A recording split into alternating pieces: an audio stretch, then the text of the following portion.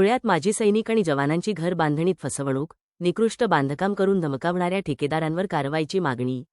धुळे शहरातील रामनगरासह परिसरातील माजी सैनिक व जवानांची घर बांधणीच्या नावाखाली लाखो रुपयांची फसवणूक झाल्याचा धक्कादायक प्रकार समोर आला आहे. बीएसएफ जवान विनोद बोरसे आणि माजी सैनिक कृष्णा शिंदे यांच्यासह अनेक नागरिकांनी ठेकेदारांवर निकृष्ट दर्जाचे बांधकाम केल्याचा आरोप केला आहे. निवेदनानुसार महेश पाटील, निशांत पाटील, संदीप पाटील आणि इतर संबंधित ठेकेदारांनी करारानुसार लाखो रुपये घेऊनही अत्यंत दुय्यम दर्जाचे साहित्य वापरले. यामुळे घरांना अवघ्या काही महिन्यातच भेगा पडणे, गळती सुरू होणे आणि प्लास्टर निखळणे असे प्रकार घडले असून घरांचे मोठे नुकसान झाले आहे.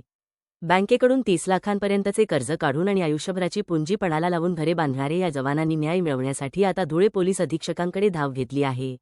या सदोष बांधकामाबाबत जाब विचारला असता संबंधित ठेकेदारांकडून जीवे मारण्याच्या धमक्या दिल्या जात असल्याचा गंभीर आरोपही तक्रारदारांनी केला आहे. यापूर्वी स्थानिक आझादनगर पोलीस ठाण्यात तक्रार करूनही दाद न मिळाल्याने आता थेट पोलीस अधीक्षकांना निवेदन देत संबंधित ठेकेदारांवर फसवणुकीचा गुन्हा दाखल करून त्यांच्यावर कडक कायदेशीर कारवाई करावी, अशी मागणी त्रस्त जवान आणि नागरिकांनी केली आहे. निवेदन देताना जवान विनोद बोरसे, कृष्णा शिंदे, विकास लवटे, प्रदीप थोरात आदी उपस्थित होते. माझे नाव विनोद चिंतामण बोरसे. मी बीएसएफ मध्ये कार्यरत आहे. आम्ही एका ठेकेदाराला फौजी लोकांनी आम्ही धुळ्यामध्ये काम दिले होते. आमचे ऑल इन ओव्हर घर डॅमेज झाले आहेत मात्र 1-2 महिन्यामध्ये. तर आम्ही श्रीमान एसपी साहेबांकडे अर्ज देण्यासाठी आलेलो आहे. आम्ही आपले पोलीस स्टेशनला पण अर्ज दिलेला आहे. तर आम्हाला न्याय मिळावा सर.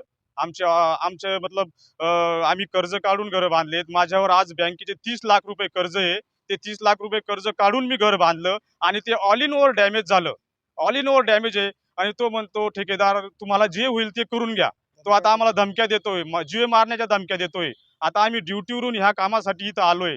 आता आम्ही बॉर्डरचं रक्षण करायचं का आमच्या घराचं? आज जर आम्ही आज देशात आम्ही सेफ नाही आहेत तर आम जनता काय सेफ राहणार सर? ही आमची विनंती आहे एसपी साहेबांना पण की त्या ठेकेदारवर 420चा गुन्हा दाखल करावा आणि लवकरात लवकर ही कारवाई करण्यात यावी अशी आमची विनंती साहेब.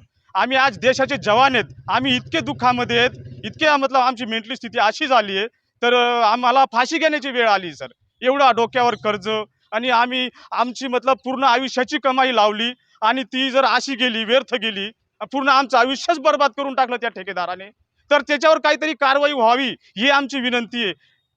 ठेकेदारचे नाव आहे महेंद्र काशीनाथ पाटील, निशांत काशीनाथ पाटील आणि संदीप काशीनाथ पाटील. हे तिघं भाऊ ठेकेदारीचे कामं घेतात आणि असं आमच्या मतलब दोघांसोबतच नाही तर आंबोडे गावात 6-7 लोकांचे त्यांनी 2025 मध्ये एकाच वर्षामध्ये 8 ते 9 लोकांच्या कामांसोबत त्या लोकांसोबत असं केलंय. तर ते जे गावातले लोक आहेत त्यांनी आपले कामं करून घेतले आणि ते बिचारे गरीब असल्यामुळे त्यांना ते करून घेतलं आणि ते इथपर्यंत आले नाहीत.